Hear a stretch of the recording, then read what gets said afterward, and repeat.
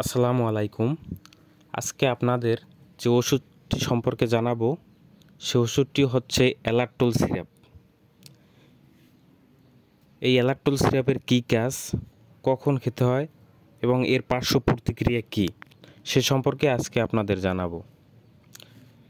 এই অ্যালার্টল সিরাপটি তৈরি করেছে স্কয়ার ফার্মাসিউটিক্যালস লিমিটেড। এটি মূলত বাচ্চাদের একটি সিরাপ। এটি ট্যাবলেটও হয়ে থাকে। এটির কাজ হচ্ছে বাচ্চাদের ধুলোবালি থেকে হাঁচি, কাশি এবং ঠান্ডাজনিত রোগ এবং চোখ চুলকানো, চোখে পানি পড়া,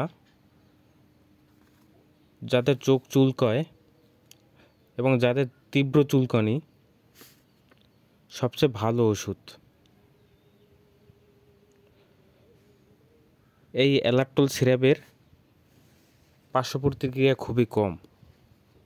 এই অ্যালার্টল সিরাপ খাওয়াতে হয় 6 মাস থেকে 2 বছর বাচ্চাদের আধা চামচ দৈনিক একবার,